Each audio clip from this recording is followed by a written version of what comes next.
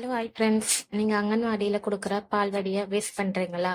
அதை என்ன பண்ணுறதுன்னு உங்களுக்கு செய்யலையா? அப்போ இந்த வீடியோ உங்களுக்காக தான். ஃபர்ஸ்ட் நம்மளுக்கு கொடுக்குற மாவு பேக்கெட்டை நம்ம என்ன பண்ணணும்னா, வாங்கி ஒரு பெரிய கண்டெய்னரில் வந்து ஸ்டோர் பண்ணி வச்சுக்கணும். அதில் ஒரு ஸ்பூன் போட்டு வச்சுக்கோங்க. நான் இப்போ பார்த்துருக்கீங்கன்னா இந்த ப்ளூ பக்கெட்டில் தான் வந்து ஸ்டோர் பண்ணி வச்சுருக்கேன். ஒரு ஸ்பூன் போட்டு அதுலேருந்து நான் ஒரு ஸ்பூன் மாவை எடுத்து ஒரு பவுலில், சின்ன பவுலில் வந்து மாற்றிக்கிறேன். மாற்றிட்டு இப்போ ஒரு டம்ளர் தண்ணி, நார்மல் வாட்டர் தான், தண்ணி வந்து நான் எடுத்து வச்சுக்கிறேன். இப்போ நம்ம அந்த மாவில் கொஞ்சம் கொஞ்சமாக தண்ணி ஊற்றி நம்ம வந்து மிக்ஸ் பண்ணலாம். நான் ஃபஸ்ட்டு கொஞ்சம் தண்ணி ஊற்றி மிக்ஸ் பண்ணுறேன். எனக்கு வந்து அது கொஞ்சம் கெட்டியமாக இருக்குன்றதுனால திரும்ப நான் என்ன பண்ணுறேன்னா கொஞ்சம் தண்ணி ஊற்றி மிக்ஸ் பண்ணுறேன்.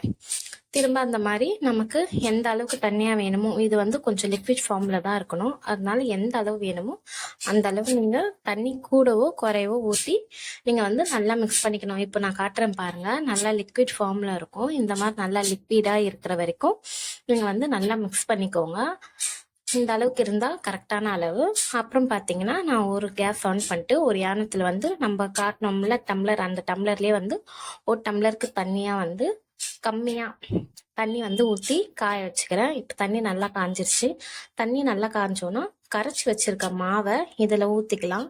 ஊற்றிட்டு இந்த மாதிரி நிறையா வந்தோன்னா நம்ம ஒரு ஸ்பூன் எடுத்து அதை மிக்ஸ் பண்ணி நம்ம வந்து விட்டுட்டே இருக்கணும். நம்ம லிக்விடாக ஊற்றின மாவு வந்து கொஞ்சம் நல்லா திக்காக ஆகும்.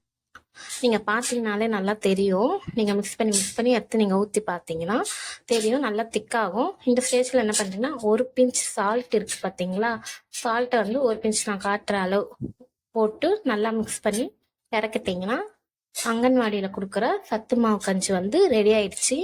இப்போ நான் இதை வந்து வேற ஒரு பவுலுக்கு வந்து சேஞ்ச் பண்ணிக்கிறேன். இப்போ இந்த பவுல் தான் நம்ம மாவு மிக்ஸ் பண்ணோம்ல, இந்த பவுல் நான் வாஷ் பண்ணி வச்சுருக்கேன். நான் போட்ட ஒரு ஸ்பூன் மாவுக்கு எனக்கு வந்து ஒரு பவுல் நிறைய வந்து சத்து மாவு கஞ்சி வந்து வந்திருக்கு. இதை வந்து நம்ம குழந்தைங்களுக்கு காலைல பிரேக்ஃபாஸ்ட்டாக கூட நம்ம வந்து கொடுக்கலாம். நான் என் பையனுக்கு மார்னிங் பிரேக்ஃபாஸ்ட்டாக சத்து மாவு கஞ்சி தான் கொடுப்பேன். இந்த மாதிரி வீடியோஸ் உங்களுக்கு வேணும்னா நம்ம சேனலை லைக் பண்ணிக்கோங்க, சப்ஸ்கிரைப் பண்ணிக்கோங்க, ஷேர் பண்ணுங்கள்.